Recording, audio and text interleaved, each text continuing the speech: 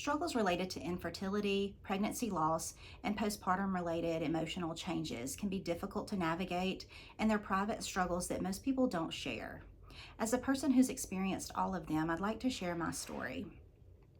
My husband and I ultimately went through 7 years of fertility treatment in order to get our son. And our story started out fairly normal. We didn't have any indication that we were going to have problems getting pregnant, but a year into trying to have a child, we went to the doctor and learned that I was not ovulating. I was diagnosed with polycystic ovarian syndrome, and I was put on medications to help me ovulate. Those medications caused some emotional changes in me that were very challenging both for me to deal with and my husband. I had a lot of tearfulness, I had a lot of rage, irritability, and ultimately my husband went back to the doctor and told him that I wasn't going to get pregnant on that medication because he was scared to touch me, and I didn't blame him. I was really bad. So the doctor sent us to a fertility specialist who did some additional testing and put me on a different medication that didn't quite have those side effects. I was on that medication for probably 2 years before we finally got pregnant for the first time. And during that waiting time, it was so difficult every month living our lives around a calendar of when do we ovulate, when are we supposed to be intimate, and then the waiting to take a pregnancy test only to have another negative test result. It was very devastating. During that time, I also had many friends who got pregnant, and that was very challenging for me because I was happy for them, but it made me long for a child of my own that much more. About a couple of years into the medication, I was able to finally get pregnant, and it happened quite by surprise because we were at the point where we were about to start intrauterine insemination instead of trying to naturally have a baby. I woke up one Saturday morning to take a test to make sure it was negative before I started the next round of my medications, and that test was positive, and I was so shocked and so excited, but in disbelief. I took a different test, a second test, and it was also positive. And so I took that information, I took the test, and I ran out in the backyard where my husband was doing some yard work and showed him the test. He looked at the test and he said, "That can't be right.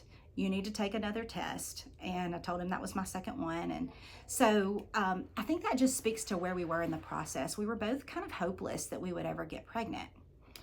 We called the doctor immediately that following Monday, and because I had been on fertility treatment for so long and was considered high risk, they immediately started monitoring me with blood work and ultrasounds.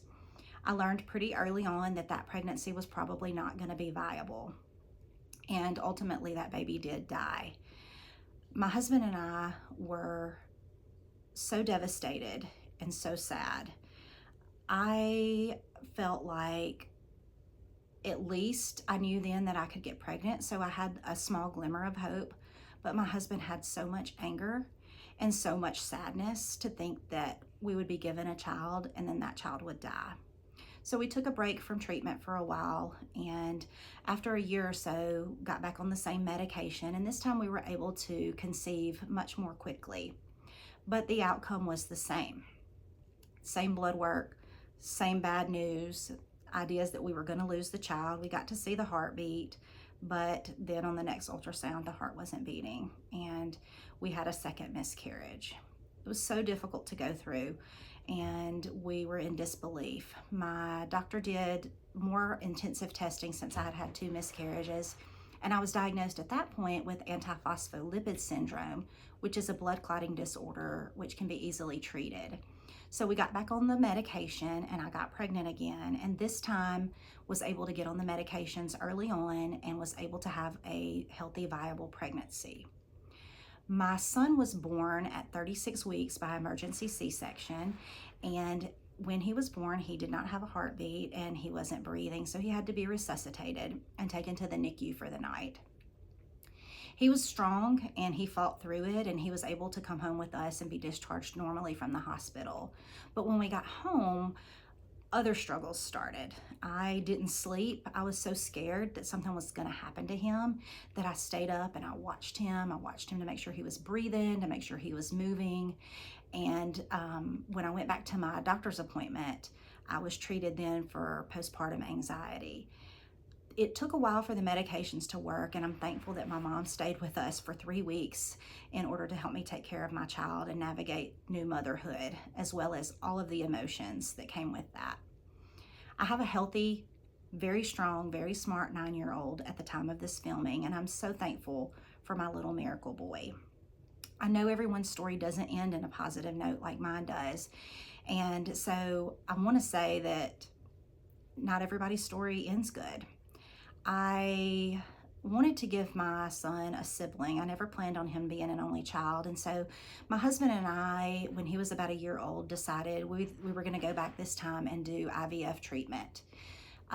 We had 2 beautiful, healthy, viable embryos that were transferred, and I still did not get pregnant with those. So that was sad, and we decided at that point that we were going to stop trying and that we were just going to have an only child and be very happy for the child that we had. I later conceived spontaneously and had another miscarriage again because I didn't know that I was pregnant and I wasn't on the right medications. And we were okay with that. That third miscarriage was not nearly as traumatic as the first 2. I say all of this to tell you that I know the struggles. I know how much infertility affects a marriage and your relationship with your spouse. I know the waiting and the living by the calendar and the timing when you're intimate and how challenging that is for your marital life. And then the waiting and the sadness each time you test and it's negative. Those are difficult things to go through, and I want you to know that you're not alone in that, and I would love to be here to support you through the process. Please reach out to me if you want to get started with counseling. I'm happy to help you, and any of the other counselors at Monarch Counseling and Wellness would be happy to partner with you in your journey and try to be of assistance and support for you.